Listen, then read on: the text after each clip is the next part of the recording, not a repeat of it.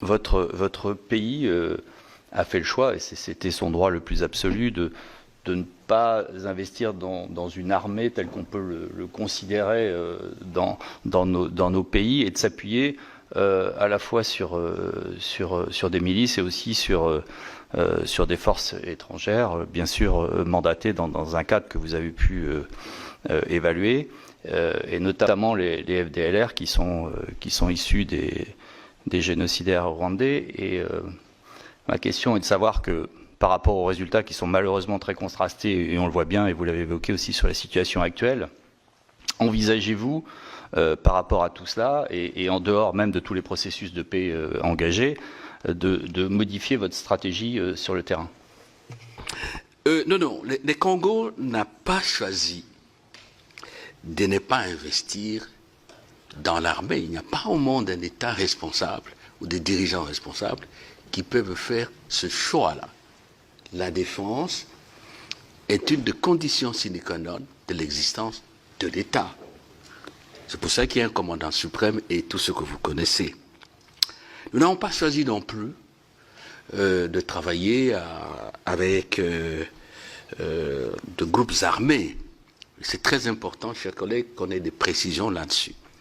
Brièvement, l'armée congolaise dont a hérité le président Tshisekedi, c'est une armée composée bien sûr d'hommes et de femmes déterminés, courageux, mais une armée qui a été, je n'hésite pas, totalement démotivée, neutralisée et infiltrée.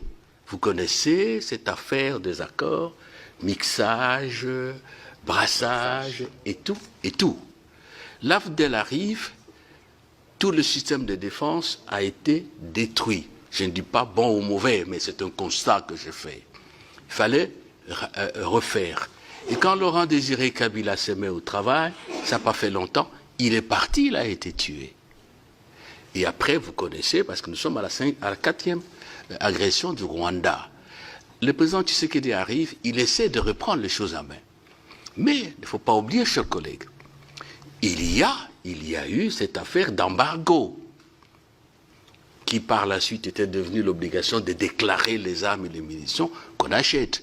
Je ne sais pas si un État peut créer une armée dans ces conditions-là, sous embargo. Et plus important, ce n'était pas que les achats des équipements et d'armes, l'état physique aussi. Et notre armée a à faire face, je n'ai pas créé des incidents diplomatiques, à une multitude d'armées classiques, une multitude de bandes armées. Ce n'est pas une excuse, c'est une explication objective. Bon, chez vous ici, je m'excuse, je ne vais pas vous heurter, mais c'est la vérité, nous sommes des parlementaires. Il y a eu les résistants. Hein, vous connaissez les résistants en France. Les résistants n'étaient pas des bandes, je ne sais pas, armées, non. Ce sont des citoyens français qui, à un moment crucial de l'histoire de la nation, ont décidé de résister à l'ennemi. Quand vous entrez dans un village au Nord Kivu, vous tuez, vous pillez, vous violez, est-ce qu'on peut interdire aux Congolais de s'organiser, de se défendre? Là, il faut qu'on se comprenne bien. Donc, les Wazalendo qui travaillent avec nos forces ne sont pas différents des résistants que vous avez connus. Je ne connais pas de procès contre les résistants ici. Peut-être que je connais très mal, de manière incomplète, l'histoire française. Ce n'est pas souhaitable. Mais la défense est un instinct naturel de tout homme qui vit.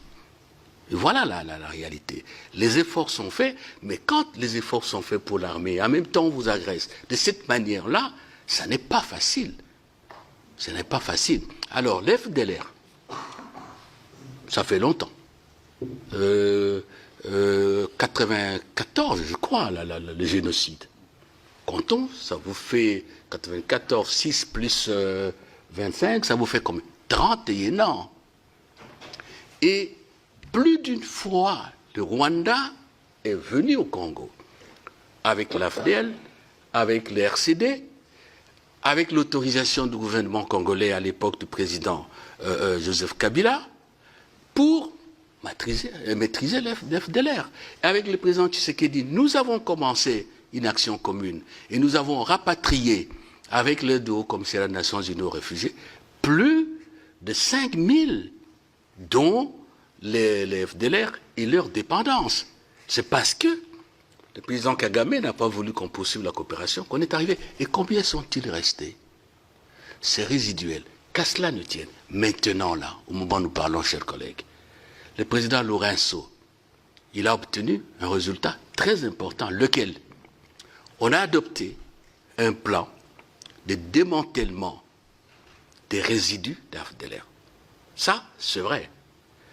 On s'est mis d'accord sur un programme de retrait de troupes rwandaises et appelle l'assouplissement de mesures de défense. Tant pis. Mais maintenant qu'il arrive le moment de signer cet accord, pour qu'on commence l'opération de démantèlement de ces résidus-là, le Rwanda dit « moi je ne signe pas, comprenne qui pourra ». Et au moment où nous parlons, est-ce que le Rwanda parle encore de FDLR comme avant? Non, parce que le problème est économique. Donc, nous avons toujours dit que nous sommes ouverts à toute initiative tendant à décider la cartographie des FDLR, tendant à les éradiquer, étant entendu qu'il y a l'accord